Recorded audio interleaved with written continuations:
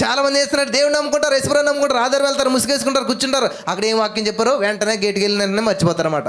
అలా ఉంటే నీ జీవితంలో అద్భుతాలు పొందుకోలేవు. ఖచ్చితంగా మీరు దేవుని సంధికి వచ్చినప్పుడు ఖాళీ చేతుల్లో రాకూడదు.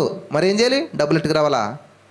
నేను అది చెప్పట్లేదు. ఒక పెన్ను పేపర్ పెట్టుకుని రావాలి, ఒక పెన్ను పుస్తకం పెట్టుకుని రావాలి. ప్రతిరోజు ఎక్కడ ఏ మీటింగ్ జరిగినా ఆ డేట్ ఉండాలి, ఆ టైం ఉండాలి, ఆ ప్లేస్ ఉండాలి, కింద దానికి తప్పక నోట్స్ ఉండాలి.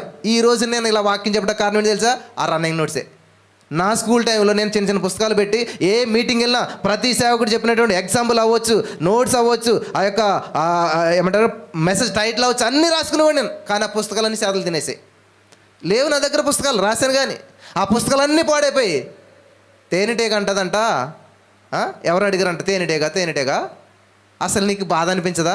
ఎంతో కష్టపడి అనేకమైనటువంటి పుష్పాల దగ్గరికి వెళ్తే తేనంతా పట్టుకొచ్చి కూట పెడతావు. ఈ మనుషులు ఉన్నారే బద్దకస్తులు, వాళ్ళు అసలు ఏం చేయడం రాదో, నువ్వు కూడబెట్టిన తేనె అంతా పట్టుకుపోతారు. మరి నీకు బాధ రాదానంటే తేనెటీగ అన్నదంట, నాకు బాధ ఎందుకు?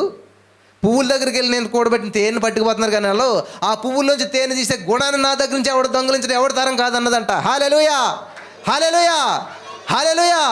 అందుకని నువ్వు కష్టపడే తత్వం నీలో ఉంటే, నీలో పౌరుషం ఉంటే, నీలో ఆసక్తి ఉంటే, నువ్వు జీరో అయినా మళ్ళీ హీరో అవుతావు. హల్లెలూయా, హల్లెలూయా. నా జీవితంలో ఇటువంటి సందర్భాలు ఎన్నో ఎదురవ్వాయి. ఎన్నోసార్లు నా పరిస్థితి జీరో అయిపోయింది. ఎన్నోసార్లు నన్ను ఎంతోమంది విడిచిపెట్టారు, నన్ను జీరో చేశారు. కానీ నేను ఎప్పుడు హీరోగానే ఉన్నాను.